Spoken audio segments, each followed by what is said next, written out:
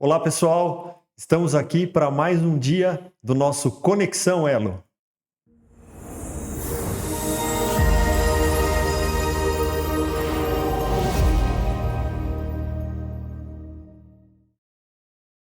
E hoje nós estamos recebendo um professor do Instituto de Biociências da Unesp. Ele é formado pela Unesp no ano de 2000, fez mestrado, doutorado pela Unicamp, fez pós-doutorado e hoje ele participa de um grupo de pesquisas onde estuda o músculo. E nós estamos recebendo um grande amigo, meu irmão, professor Robson Francisco Carvalho. Seja muito bem-vindo, professor. Muito obrigado, Beto. Uma honra estar aqui. Então, inicialmente, parabéns pelo projeto que você, e o Thiago têm desenvolvido. Tenho acompanhado os episódios, temas bem interessantes, e fico feliz de ver que o Espaço Elo agora, Conexão Elo, uma outra via bastante importante para a gente levar saúde e bem-estar para as pessoas. Então, é uma honra estar aqui com você hoje, para a gente poder bater esse bate-papo sobre tecido muscular. Muito legal. E esse podcast foi criado pensando em trazer realmente o que a gente encontra na ciência, na literatura, para a prática das pessoas.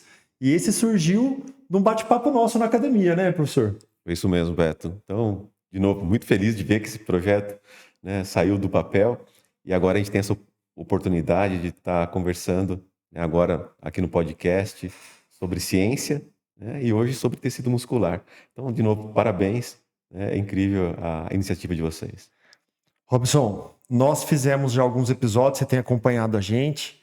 Então, nós estamos seguindo uma linha do tempo.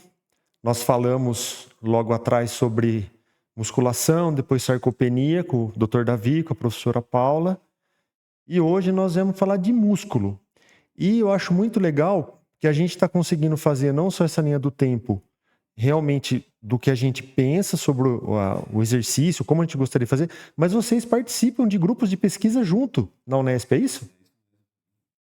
Por exemplo, a gente já tem colaborações com a doutora Paula, Ela estudava sarcopenia, aí começou a estudar a caquexia, associada ao câncer, e a gente agora tem já estabelecido alguns projetos, em colaboração, e tem sido bastante interessante e importante para a gente, ampliar, porque eu fico no Instituto de Biociências, então é claro que a gente pensa na pesquisa aplicada também, mas aí quando a gente consegue se associar com pesquisadores da Faculdade de Medicina, o estudo ele toma uma outra proporção, a gente pode trabalhar com pesquisas voltadas, para análise de dados dos pacientes. Isso tem sido bastante importante. A gente tem feito isso já há um certo tempo com outros pesquisadores, mas muito feliz agora também de continuar esses estudos lá com a doutora Paula. Robson, nós vamos falar hoje sobre músculo. Isso. A doutora Paula falou para a gente aqui que 40% do nosso corpo é formado de músculo, tecido muscular. É isso? É isso mesmo. O que é um músculo? Como é formado o músculo? Bom, primeiro, com essa composição, ela não é precisa para todos, Tem gente que tem mais músculo, tem gente que tem um pouco menos de músculo, mas seria aproximadamente isso, Então, o que é o músculo? O músculo, ele é um conjunto de células, então ele forma um tecido, E esse conjunto de células são células bastante diferenciadas. O que significa isso? Significa que elas são bastante distintas das células que acabaram originando, esse tecido, essas células. Mas é importante também dizer que quando a gente olha para o músculo, quando a gente analisa o músculo, a gente não fala de um único tipo de célula, a gente tem diferentes tipos celulares que compõem o músculo. A gente tem a célula muscular em si, que é chamada de fibra muscular, e a gente tem vários outros componentes que ficam, ou várias outras células que ficam ao redor, dessas fibras musculares. Então, o músculo é um conjunto bastante complexo, as células, em especial essas fibras musculares, elas são extremamente diferenciadas, Então, existem alguns exemplos de células que atingem esse alto grau de diferenciação e o músculo está ali entre elas. Então, basicamente é isso, A gente tem o principal componente, que é a fibra muscular, mas a gente tem vários outros tecidos que ficam em volta dessas células, dessas fibras musculares. Então, é importante que sempre que a gente fala de alterações no tecido muscular, elas vão estar relacionadas ou com essas fibras musculares, com essas células musculares, ou com esses tecidos que estão ao redor, né? Então, por exemplo, né, quando a gente vai para a academia, quando a gente faz uma atividade física, esse músculo ele vai apresentar o que a gente chama de plasticidade muscular. O que é plasticidade muscular? É a capacidade que esse músculo tem, né, de alterar a sua composição, né? E quando a gente fala de composição, né, de alteração da composição do músculo, a gente pode dizer a composição dessas células, elas podem se modificar, né? E isso é acompanhado de uma série de modificações dentro da célula e também fora da célula, né? Não sei se eu consegui dar né, uma visão explicando, né, simplesmente falando o que é o músculo, mas basicamente seria isso, né, Beto? É importante também dizer por que chama de fibra muscular, né? Por que ele recebe o nome de fibra, né? Isso aconteceu porque os primeiros pesquisadores, quando eles começaram a olhar para o músculo, eles começaram a dissolver esse tecido e começaram a analisar isso em microscópio. Eram microscópios ainda bem rudimentares, né? Então eles começaram a isolar esse material e quando eles olhavam isso no microscópio, era como se fossem fibras de um tecido, né? Como se fossem fibras de algodão. E aí então eles deram o nome para essas células, né, de fibras musculares. O que é interessante dessas células, Beto, é que elas são células muito longas, né? Essas células, elas têm também uma característica interessante, que elas possuem muitos núcleos, que é o centro controlador, né, da célula, falando de um aspecto assim bem geral, né? E o que está ao redor desses núcleos, dessas células, que a gente chama de citoplasma da célula, ele é repleto de proteínas musculares, né? Então, quando a gente olha, quando a gente analisa, né, no microscópio, aqui na Unesp a gente tem microscópios que conseguem olhar a célula com uma riqueza de detalhes incrível, né? A gente olha, então, para essas células, basicamente o que a gente vê são proteínas musculares, né? Então, esse é um aspecto que é bastante importante, porque são alterações nessas fibras, nessas células, dentro delas, em especial sobre essas proteínas que estão ali, que levam às alterações que a gente vê. Por exemplo, ganho de massa muscular, aumentando as proteínas que estão organizadas dentro dessa célula. Só que não é só isso, né? A célula ela não é composta simplesmente por proteínas. A gente tem vários outros componentes que ficam ao redor dessas proteínas, né? Então, a célula ela é subdividida, né, no seu interior em vários componentes que são bastante importantes. E desses outros componentes que estão dentro da célula muscular, a gente tem que destacar as mitocôndrias. Elas são muito importantes para a geração de energia. Quando a gente fala sobre alterações no músculo, quando a gente faz um exercício físico, por exemplo, a gente está mudando ou alterando a composição dessas proteínas e também a composição dessas estruturas que estão dentro da célula, como, por exemplo, as mitocôndrias, né? Então, dependendo do tipo de exercício ou do tipo de atividade, você tem uma diferente modulação desses componentes. Nós estamos falando que um tipo diferente de exercício pode promover uma melhora, uma adaptação numa certa fibra muscular. Exatamente. Então, quando a gente olha para a célula muscular, a gente pode fazer algumas estratégias para estudar essas células, né? E uma delas, por exemplo, é tentar realizar uma coloração que identifique esses diferentes componentes, né?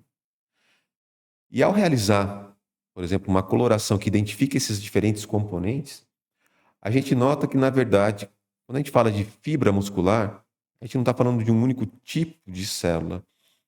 A gente tem diferentes tipos de fibras musculares. E aí, quando a gente olha para esses diferentes tipos de fibras musculares, o que a gente vê é que a composição das proteínas ela é bastante distinta entre essas células. A quantidade de mitocôndrias, que é esse centro que gera energia dentro da fibra muscular, também é bastante distinto. E isso vai ter uma relação direta, né, com a atividade do seu músculo, né? Uma comparação assim de extremos para exemplificar um pouco isso que eu estou dizendo é se a gente pegar, por exemplo, um atleta que corre uma maratona, 42 quilômetros, ou alguém, um atleta que corre 100 metros rasos.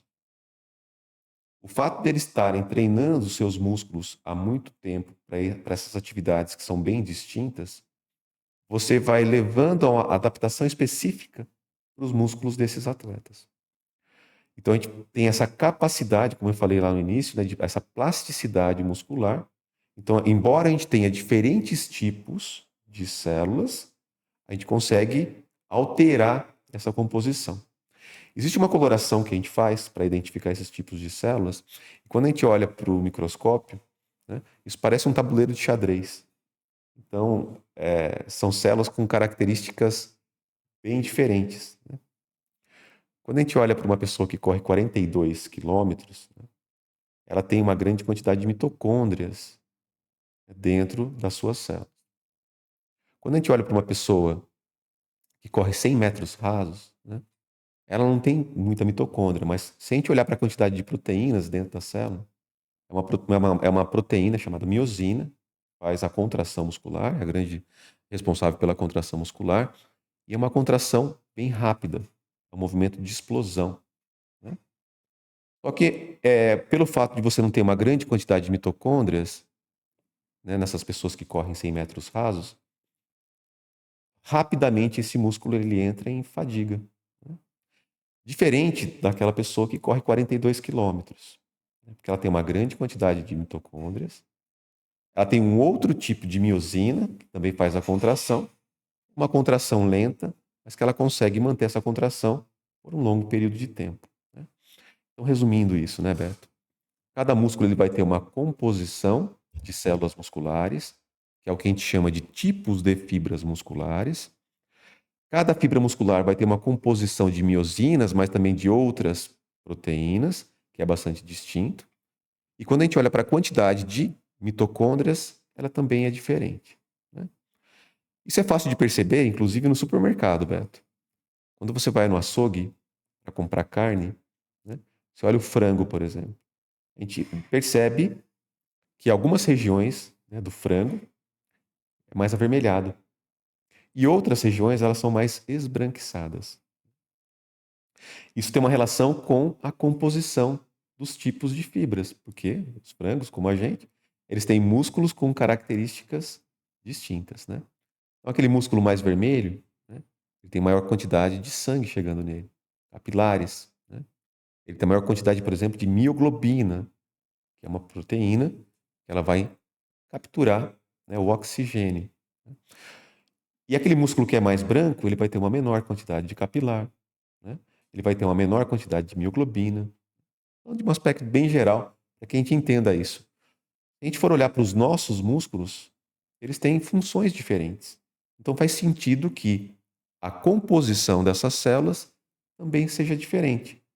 Quando a gente pega, por exemplo, um músculo postural, né, é um músculo que fica ali bastante tempo contraindo para manter a nossa postura, né? Nós estamos aqui sentados, mas ainda assim a gente tem músculos que estão mantendo a nossa postura, né? Agora, se a gente pegar outros músculos que a gente utiliza, por exemplo, né, para caminhar, né, para andar, para correr, né, eles têm que ter uma outra composição.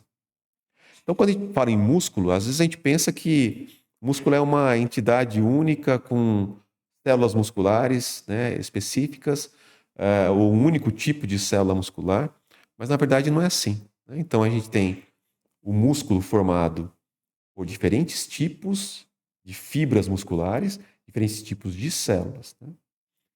E uma outra coisa que é interessante também, né, também é que quando a gente olha para um mesmo músculo, essa composição dessas células também é diferente. Então, um mesmo músculo, em algumas regiões ele é mais vermelho, em outras regiões ele é um pouco mais branco. Bom, aí poderia perguntar, mas por que esse conhecimento é importante? Por que é importante a gente saber sobre a composição do músculo, né? Então, assim, é um conhecimento que vocês lá no Espaço Aero, vocês têm, né, empiricamente. Então, quando chega um atleta, uma pessoa que quer fazer um treinamento físico, eu lembro quando eu cheguei lá no Espaço Elo, a primeira pergunta que você me fez, o que você está vindo treinar? Né? E eu te falei, eu gosto de correr, né? Então você falou, olha, nós vamos fazer alguns treinamentos específicos para a corrida e também o fortalecimento muscular.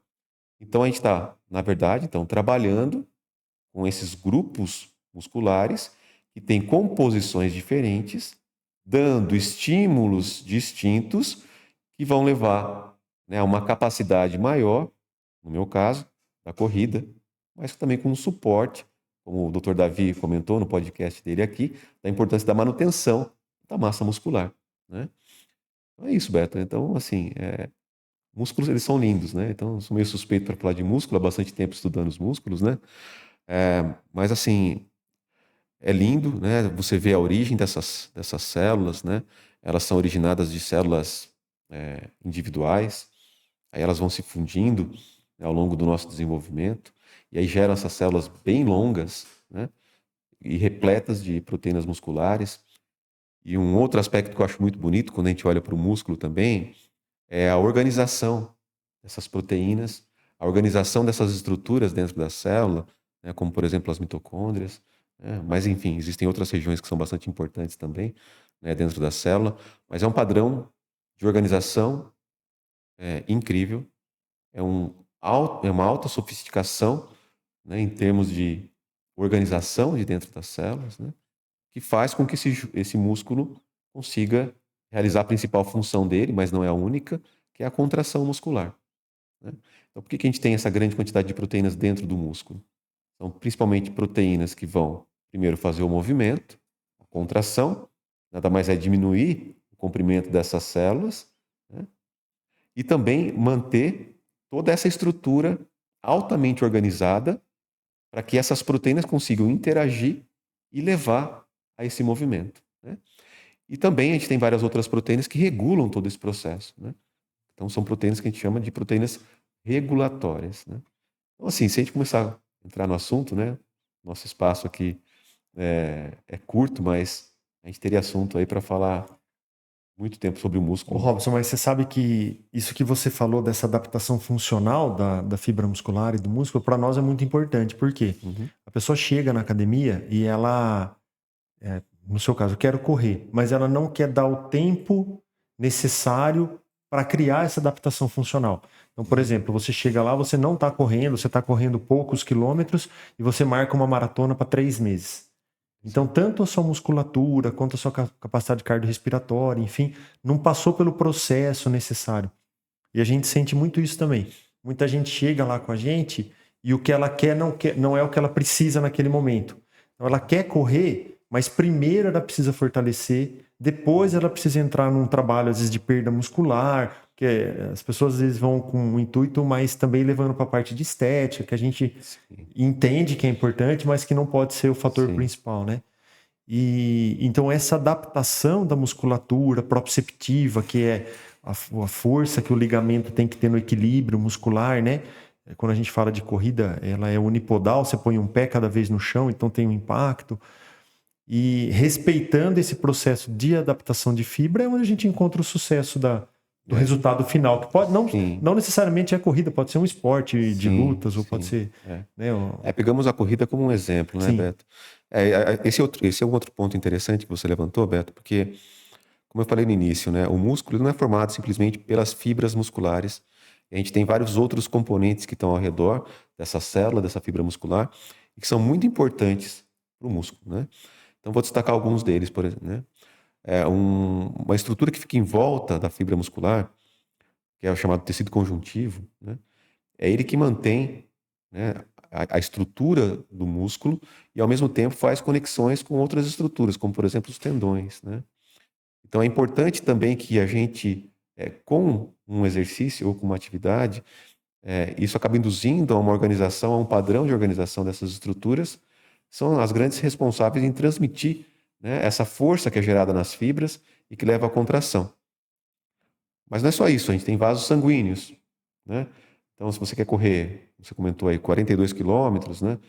eh, a gente tem que ir progressivamente, porque existe um processo de formação de novos vasos sanguíneos no músculo. E por que a gente precisa de vasos sanguíneos? A gente precisa de sangue, né? Então, o sangue ele vai levar vários componentes para esse músculo, vai levar oxigênio para esse músculo, que é importante para o processo de contração. A gente tem também, você falou, né, da propriocepção, né? Esse músculo, ele tem também neurônios, então esse músculo ele é inervado.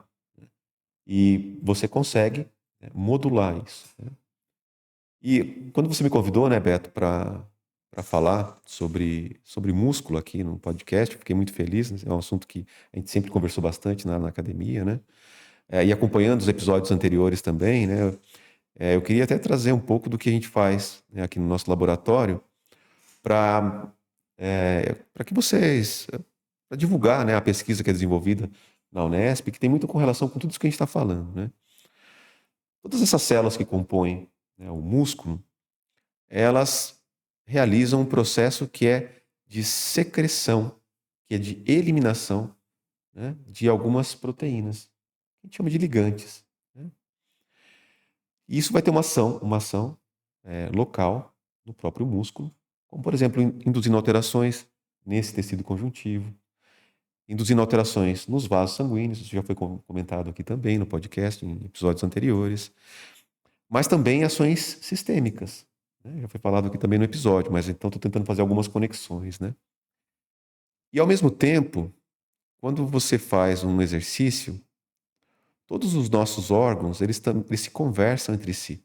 Todos os tecidos que compõem o nosso corpo, eles se conversam entre si. E muito dessa conversa que acontece é com a secreção desses componentes que saem de outros órgãos ou de outros tecidos. Vou pegar um exemplo aqui do coração, por exemplo. E também vão para o músculo. O que acontece? Quando essas proteínas, né, que são secretadas, elas chegam no músculo, elas têm que encontrar receptores. E a ligação desses ligantes com esses receptores leva a várias dessas modificações que a gente já comentou aqui ao longo da nossa conversa, né?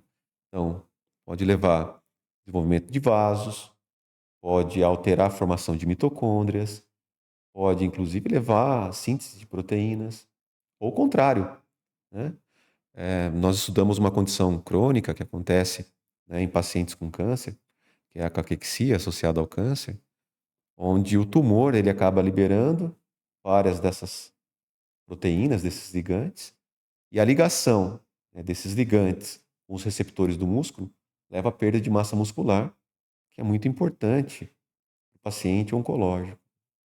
Então, o que a gente faz é tentar identificar quais são esses componentes para inibir essa ligação, evitar a perda de massa muscular, que vai ter um desfecho muito ruim para o paciente que perde massa muscular, né? Nos episódios anteriores também foi bastante comentada essa questão, da importância da manutenção da massa muscular, né? E para o paciente oncológico também, né, é da mesma forma. Então, a gente estuda quais são esses componentes e como eles podem induzir alterações, ou na fibra muscular, ou nessas outras células que compõem, o músculo. A gente tem uma disciplina de músculo também, né? E sempre na última aula é uma revisão de tudo que a gente viu, né? E eu sempre comento com o pessoal do laboratório, depois que a gente passa por essa aula, é difícil a gente não querer fazer um exercício físico, uma atividade física, né? Porque a gente percebe a quantidade de moléculas que o próprio músculo produz, quando você vai lá para a academia, faz uma atividade, né? Tem um efeito benéfico gigantesco em vários outros órgãos, em vários outros tecidos do nosso corpo, né? É difícil você encontrar uma condição, né, ou uma situação onde você não vai indicar. Existem situações muito específicas, né? Ó, não pode, esse paciente está muito grave, não pode fazer, né, um exercício físico, uma atividade física, isso pode ser até prejudicial, mas na grande maioria dos casos, né, a gente tem um órgão que é um grande produtor, né, de várias moléculas que sabidamente atuam de forma muito benéfica em todo o nosso corpo, né? Tá bom, mas vocês estudam no câncer, né? O que vocês estão estudando câncer? Mas, bom, a gente tenta evitar essa perda de massa, mas, ao mesmo tempo, a gente está também tentando compreender como é que a gente faz para aumentar a massa muscular. Então, se você está estudando como é que o músculo ele perde massa muscular, ao mesmo tempo a gente está também entendendo como o músculo pode ganhar massa muscular. Então, aí na apresentação você comentou que a gente trabalha com bioinformática. Então, a gente usa a bioinformática, que são técnicas computacionais que analisam grande quantidade de dados, né, do músculo, por exemplo, né, para exatamente tentar compreender esse universo de proteínas, né, o universo de genes que a gente tem dentro do músculo, como eles começam a se expressar, ou quando eles param de se expressar, e isso leva a todas essas alterações. Então, o ganho de massa e a perda de massa é sempre um balanço, né? Então, se você está perdendo massa muscular, é porque você está estimulando alguns processos e inibindo outros. E o contrário também é verdadeiro, né? Então, a gente pode usar essa mesma ideia para o ganho ou para a perda de massa muscular, né? Então, a ideia nossa, né, dos estudos que a gente desenvolve, é olhar para todos esses componentes do músculo, o maior número possível que a gente consegue quantificar, e dentro dessas condições, uma situação que você quer ganhar massa muscular, ou você está perdendo massa muscular, para que a gente compreenda todos esses processos, como que eles acontecem, quem são os principais mediadores desses processos, para que a gente possa interferir numa situação de saúde e numa situação também de doença. Muito bem, Robson. Queria agradecer você pela presença. Nosso objetivo é fazer mesmo um podcast um pouco mais enxuto, para que as pessoas possam assistir em casa. Mas, de antemão, já está o convite para a gente continuar essa história, que eu tenho algumas perguntas para fazer para você que já vão dar linha nesse assunto que a gente começou a falar sobre o músculo e até onde a gente consegue chegar com isso na promoção da saúde dentro e fora da academia, né? Excelente, Beto. Então, assim, o convite já está aceito. Eu agradeço você, né? Então, assim, eu teria que agradecer o Beto por várias questões, né? Que ele sabe tantas conversas que a gente já teve, né, lá no Espaço Elo. Mas queria agradecer, Beto, assim, pela oportunidade de criar esse espaço. Eu estou ainda me adaptando a esse formato, é um formato diferente. A gente já tinha feito alguns testes anteriormente. A gente já tinha falado bastante sobre essa questão de divulgação científica, como tentar trazer isso de uma forma aplicada. Eu acho que a ideia que a gente tinha lá no início, né, a gente precisa trabalhar ela também, que é discutir alguns artigos científicos, né, que tenham uma aplicação para o dia a dia, para a pessoa que vai para a academia, por exemplo, né? Então, assim, agradeço por criar esse espaço, né, bastante importante para que a gente possa divulgar a ciência, para falar sobre saúde, né? Então, sempre que for convidado, pode ter certeza que eu estaria aqui presente. Muito obrigado, viu? Eu que agradeço, Prazer Beto. ter você aqui com a gente. Valeu, Beto. E assim terminamos esse episódio do Conexão Elo. Até a próxima!